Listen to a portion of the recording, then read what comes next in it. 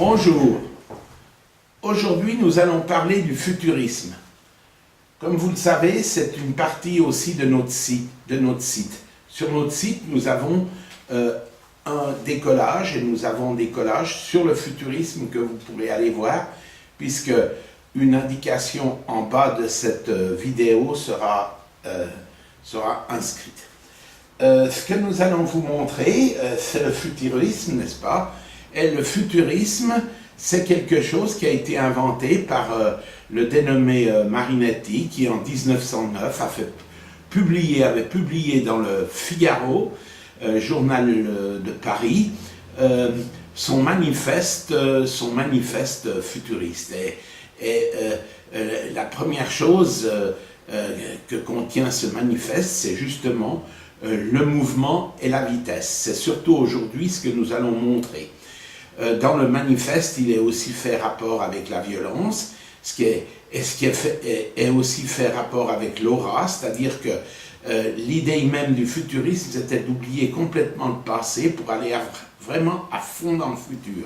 Alors vous allez voir qu'avec ce que je vous montre ici comme élément d'iconographie, vous allez voir comment les futuristes ont créé le mouvement dans la peinture, ce qui est très intéressant, et au fur et à mesure, j'expliquerai ces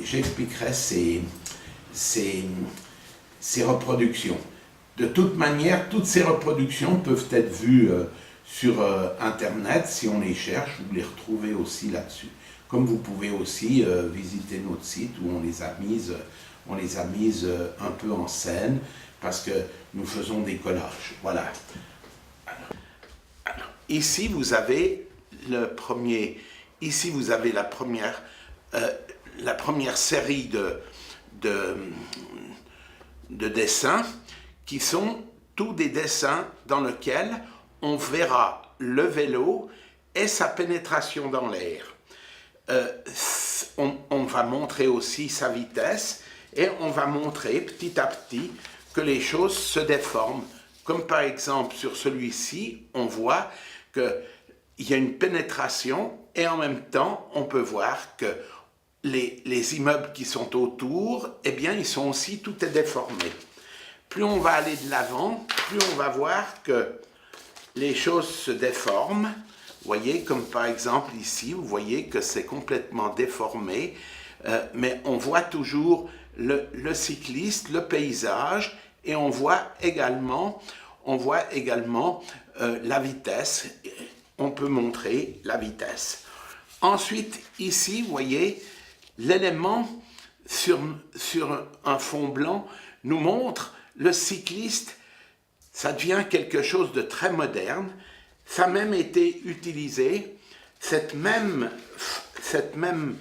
œuvre a été utilisée après pour les cycles Bianchi, qui ont été très fameux dans le Tour de France aussi.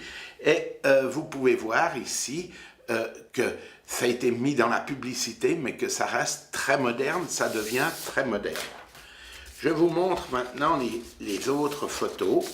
Vous voyez, ici vous avez un cycliste dans un paysage avec un nuage. On voit bien toute la pénétration dans l'air. Ici, on voit un dessin où la personne explique le point de mire de la direction et la pénétration dans l'air. Une autre, également comme ceci, qui est très intéressante aussi, et où on voit le cycliste en pleine action. La même chose ici, où finalement on montre la vitesse et du coup il y a trois cyclistes, comme s'il y avait trois cyclistes pour montrer comment il y a le déplacement dans l'air. À un certain moment, surtout ici avec Boccioni, on s'aperçoit que les choses se déforment complètement. Alors on voit ce cycliste qui part comme ça en avant, etc. Et on voit que tout est déformé, on voit que ça devient tout à fait magnifique et c'est vraiment tout à fait plaisant. Sur un plan pictural, ça devient très très très très intéressant. Voilà une autre forme avec des vélos. Vous voyez, avec le vélo. Je vous montre un peu plus vite. Encore les vélos. Voilà. Ici, on approche presque le cubisme. C'est très intéressant. Pour vous prouver que finalement, ces travaux n'ont pas été inutiles, mais qu'ils ont permis d'aller de l'avant, voilà ce que nous avons en 2014. Voilà ce que nous avons. Nous avons un cycliste d'une équipe qui participe à un contre-la-montre. On voit tout ça, on voit que tous les éléments de vitesse ont été pris en considération, puisque sur ce dessin ou sur cette photo, on peut voir que le cadre a été rectifié pour qu'il ait une meilleure pénétration. Les souliers, c'est la même chose. Le casque, c'est la même chose. La tenue sur le vélo, la position du guidon, la position sur le vélo, tout a été calculé en vue d'économiser un petit peu de vitesse. Maintenant, si vous voulez bien, je vais vous montrer une représentation de Martinetti, faite par ses amis peintres futuristes. Et je vais maintenant vous montrer la photo de Giacomo Balla, qui lui a été vraiment un genre de génie. Vous pouvez voir sur cette photo comme il a l'air un peu coquin, un peu séducteur, un peu assez magnifique comme ça. Et son œuvre, une partie de son œuvre a été retenue d'une manière très importante à la Tate Gallery de Londres. Et à la Tate Gallery, si vous voulez bien, voilà, il avait fait un triptyque. Alors voilà les trois parties du triptyque. Ça, c'est la partie gauche du triptyque. Il s'agit d'un motocycliste. On voit son déplacement dans l'espace. On le voit dans l'espace-temps. Il se déplace. Il a même essayé de montrer le bruit que pouvait faire la moto. Ensuite, sur la partie gauche du triptyque, il a inscrit cette chose-là qui est la pénétration d'une voiture. Il ne faut pas oublier que ça se passe en 1913, donc les voitures n'ont pas les mêmes formes que maintenant, mais on voit la pénétration de la voiture, mais le centre du triptyque est la partie la plus géniale de Balla, c'est qu'il nous montre un espace qui est l'espace après le passage de la voiture, et la petite partie rose ici représenterait en fait le peu de gaz qui a été lâché par la voiture, et les parties noires, le bruit qu'il a laissé en passant, et les transformations que ça a eu lieu dans l'air. Donc ça nous avance beaucoup dans le sens que déjà on a compris qu'il y avait des éléments vibratoires. Le dénommé Balla, il a été considérablement aidé dans son travail par un photographe anglais qui ensuite a été secondé par un Français. Ce photographe s'appelle Muybridge. Muybridge, lui, il a décomposé, grâce à son appareil de photo, il a décomposé les mouvements. Il nous montre ici une femme qui descend des escaliers, ce qui est très important. Et voilà ce que Balla en fait après dans un système de pointillisme. C'est aussi très beau. C'est difficile, il faut le regarder longtemps. Il a appelé ça « jeune fille marchant sur le balcon ». Donc on voit ici la jeune fille, ses pas, et on voit que finalement il s'est inspiré de Muybridge pour comprendre la chose. Quant à Bucchioni, Umberto Bucchioni, lui, il a fait la décomposition du mouvement de cette manière-là. Voyez, et il a appelé cette œuvre, il l'a appelée forme unique de continuité dans l'espace, ce qui est tout à fait extraordinaire et juste, parce que on voit les pas de cet homme où sur la statue est resté, sur la sculpture, il a montré le déplacement de l'air. Un autre génie, c'est Russolo, dont on vous a fait écouter une petite partie de musique tout à l'heure. On vous a fait écouter cette musique, lui qui est le musicien du bruit.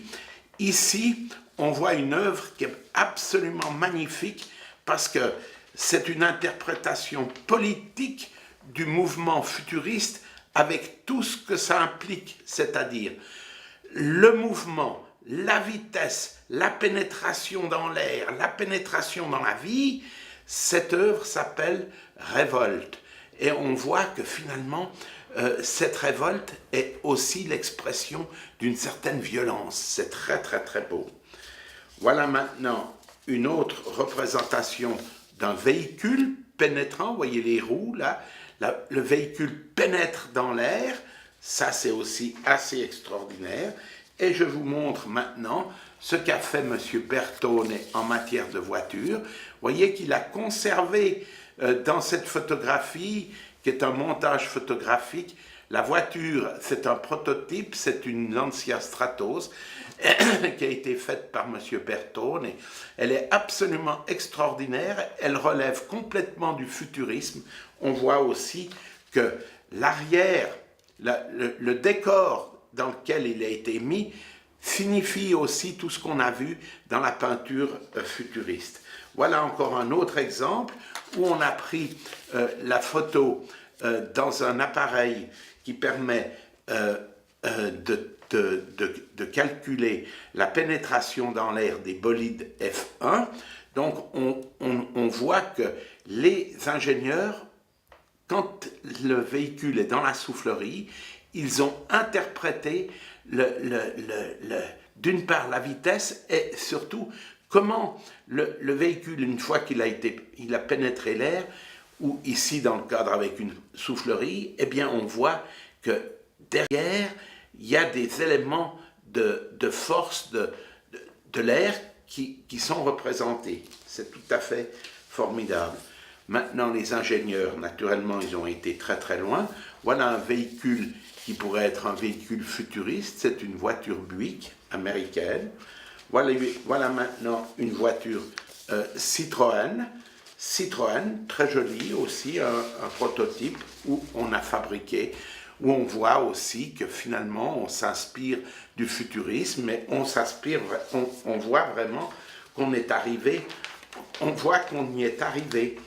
Et puis alors, à la fin, je vous montre ici encore deux photos, une d'un avion furtif, qui est l'avion furtif le plus utilisé, et l'avion furtif le plus cher de l'histoire, qui a coûté 6 milliards de dollars, c'est un Spirit, qui est fabriqué par Northrop, et on peut voir que ici, toutes les études de pénétration dans l'air, tout ce qu'on a vu avec les futuristes, eh bien, on en est arrivé là. À faire l'avion le plus cher, à faire la destruction la plus chère. Voilà, je voulais vous montrer ces choses-là. Comme je vous ai dit, vous pouvez avoir encore recours de venir voir sur notre site ce que nous avons mis.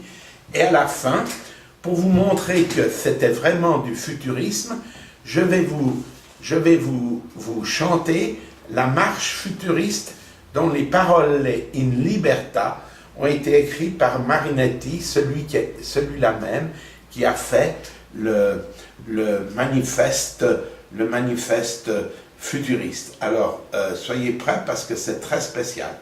Hiro, hiro, hiro, pic, pic. Hiro, hiro, hiro, pac, pac. Magala, magala. Ran, ranzaf, ranzaf. Zum, tum, tum. Zum, tum, bum. Fi, bi, mi, pi. Fi, gi, ri, mi. Fi, mi, pi, pi, pi, pi, pi, pi, pi, pou. Hiro, hiro, pic, pic. Hiro, hiro, pac, pac.